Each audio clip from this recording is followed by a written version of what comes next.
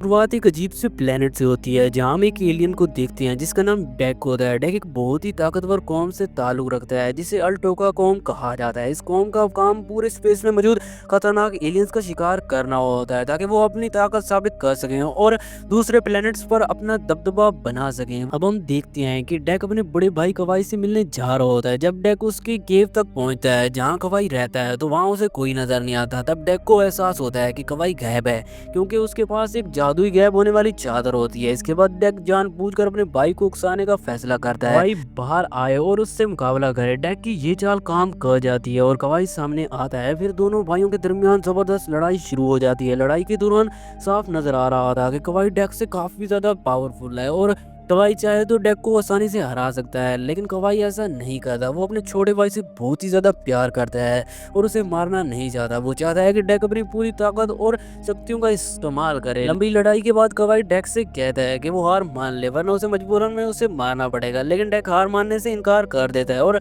लड़ाई जारी रखने पर अड़ा रहता है। इस पर कवाई लड़ाई करने से मना कर देता है और डेक से कहता है कि उसे और भी ज्यादा ट्रेनिंग की जरूरत है क्योंकि इस वक्त वो बहुत ही ज्यादा कमजोर है। इसके बाद दोनों भाई स्पेसशिप की तरफ चले जाते हैं। रास्ते में कवाई डेक से कहता है कि वो अभी भी एक कमजोर योद्धा है। वो उसे बताता है कि उनके फादर जो कबीले के सरदार हैं डेक से बहुत ही ज्यादा खुश नहीं है। उनका मानना है कि डेक पूरे कबीले का सबसे कमजोर फर्द है और योद्धा बनने के बिल्कुल भी लायक नहीं है। इसकी सबसे बड़ी वजह ये होती है कि डेक ने आज तक किसी भी एलियन को नहीं मारा था, जबकि उनके कबीले के योद्धा बहुत ही ज्यादा ताकतवर माने जाते हैं। कवाई अपनी बात खत्म करने के बाद डेक की मदद करने का फैसला करता है। वो चाहता है कि डेक शिकार करके कबीले के लिए अपनी वफादारी साबित करे, इसलिए कवाई उसे बताता है कि उसे किसी भी एक एलियन का शिकार करना होगा और उसे मारकर सबूत के तौर पर अपने फादर को दिखाना होगा, उनके सामने पेश करना होगा। अगर डेक ये कर लेता है तो वो साबित कर देगा कि वो भी एक ताकतवर योद्धा है। ये सुनकर डेक जोश में आ जाता है और एक बहुत ही खतरनाक एलियन का शिकार करने का फैसला करता है जिसका नाम क्लिस्क होता है। ये सुनकर कवाई हैरान रह जाता है। वो बताता है कि क्लिस्क पूरे ब्रह्मांड का सबसे ताकतवर एलियन माना जाता है। ये एलियन जीना नाम के एक प्लेनेट पर रहता है। आज तक कोई भी योद्धा इसे मार नहीं पाया, हत्ता कि उनके फादर जो कि कबीले के सबसे पावरफुल इंसान है उससे डरते हैं। कवाई डेक को मशवरा देता है कि वो किसी और एलियन का शिकार करे क्योंकि वो क्लिस्क को नहीं मार सकता, लेकिन डेक इस बात को मानने से इनकार कर देता है और जिद पर अड़ जाता है कि वो सिर्फ क्लिस्क को ही शिकार करेगा। वो अपने फादर को साबित करना चाहता है कि वो कबीले का सबसे ताकतवर योद्धा बन सकता है। कवाई उसके फैसले का एहतराम करता है। इसी दौरान उनके फादर वहां पहुंच जाते हैं। फादर डेक से बात करने से इनकार कर देते हैं और गुस्से में कवाई पर चिल्लाते हैं कि उसने डेक को अभी तक क्यों नहीं मारा, लेकिन कवाई अपने छोटे भाई को नहीं मारना चाहता। वो कहता है कि डेक के अंदर एक ऐसी जिद और हौसला है जो पूरे कबीले में किसी के पास नहीं है, मगर फादर उसकी बात का मजाक उड़ाने लगते हैं। उनके लिए डेक सिर्फ एक कमजोर योद्धा है। उनके फादर कहते हैं कि उनके कबीले में कमजोरों को जीने का कोई हक नहीं है और कमजोरों को मर ही जाना चाहिए। इतना कहकर वो एक एडवांस डिवाइस डेक की तरफ फेंक देते हैं। उस डिवाइस से तेज लेजर निकलती हैं जो डेक को पूरी तरह कवर कर लेती हैं और वो हिल भी नहीं पाता। फिर उनके फादर कवाई को हुक्म देते हैं कि वो फौरन डेक को मार दे। कवाई अपने भाई के पास जाता है ताकि उसका सर काट सके, लेकिन आखिरी लम्हे में उसका दिल बदल जाता है। वो लेजर की रस्सियां काट देता है। कवाई डेक को अपनी स्पेस में बंद कर देता है ताकि उनके फादर उसे नुकसान ना पहुंचा सके। इसके बाद कवाई अपने फादर पर हमला कर देता है ताकि डेक की जान बच सके, लेकिन उसके फादर बहुत ही ज्यादा पावरफुल होते हैं और कवाई को आसानी से हरा देते हैं।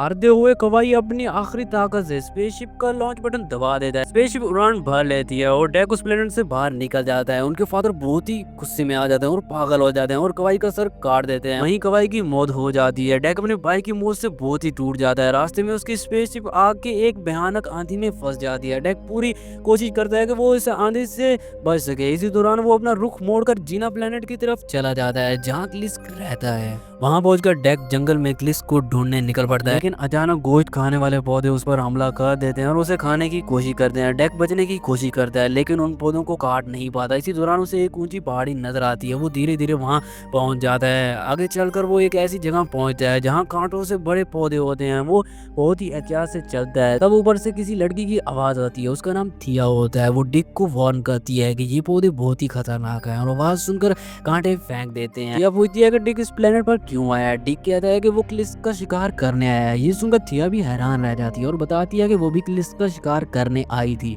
वो मिलकर शिकार करने की ऑफर देती है, लेकिन डिक मना कर देता है और कहता है कि उसके कबीले के योद्धा हमेशा अकेले में शिकार करते हैं।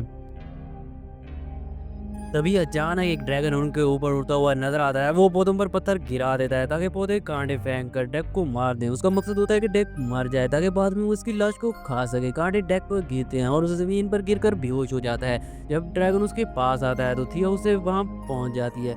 और डेक की जान बचा लेती है। वो ड्रैगन पर हमला करके उसे मार देती है। कुछ देर बाद डेक को होश आता है और उसे एक हैरानकुन सच्चाई का पता चलता है कि थिया असल में एक रोबोट होती है और उसका जिस्म आधा गायब होता है। थिया बताती है कि उसने कई बार क्लिस को मारने की कोशिश की थी, लेकिन वो इतना ताकतवर निकला कि उसने थिया के जिस्म के 2 टुकड़े कर दिए।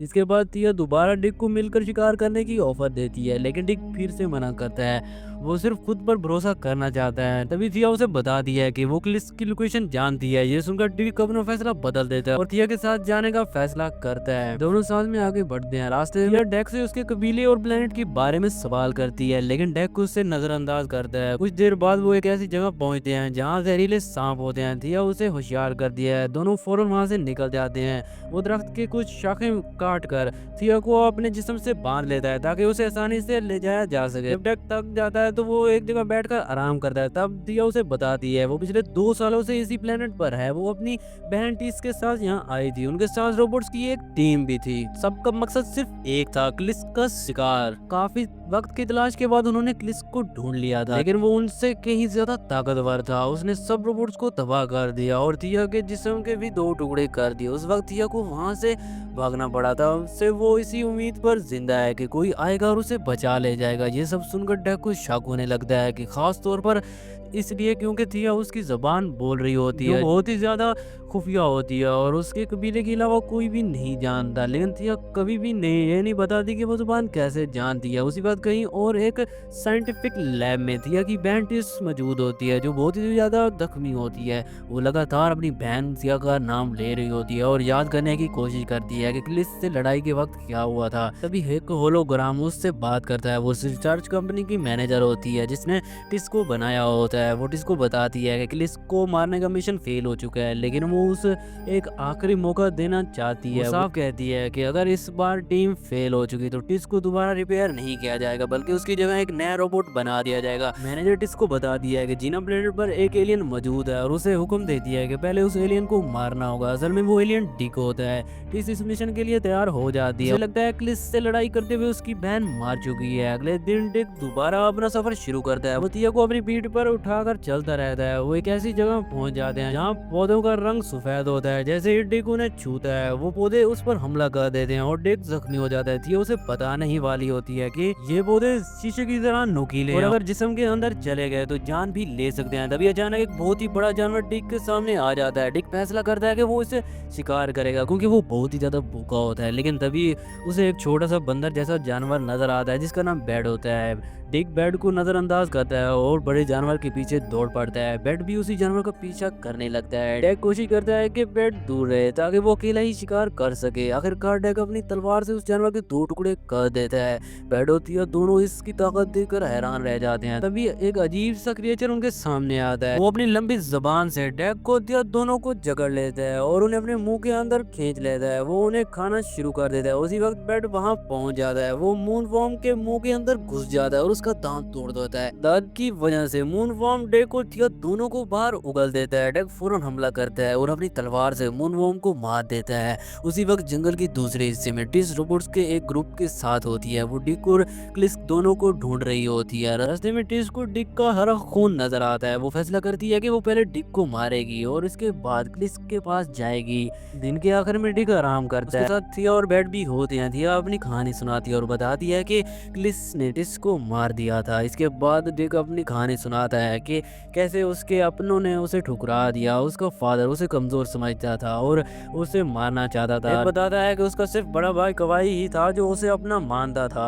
लेकिन उनके फादर ने कवाई को मार डाला क्योंकि वो डिक को बचाना चाहता था। इसी वजह से डिक इस प्लेनेट पर आया है। वो क्लिस का शिकार करना चाहता है और उसे अपने कबीले के सामने पेश करना चाहता है ताकि उसका फादर को दिखा सके वो भी किसी से कम नहीं है। कहानी दोबारा डिक की तरफ लौट आती है। डिक की स्पेसशिप तक पहुंच जाती है। वहाँ उसे काफी एडवांस हथियार मिलते हैं। वो खामोशी से उन सब हथियार को छुपा लेती है और वो समझ जाती है कि डिक क्लिस का शिकार करने गया है। और इसी का फर्स्ट पार्ट यहीं पर ख़त्म हो जाता है। तो नेक्स्ट पार्ट बहुत ही जल्द अपलोड हो जाएगा। तब तक के लिए वीडियो को लाइक करके चैनल को सब्सक्राइब करना मत भूलिएगा। अल्लाह हाफिज़।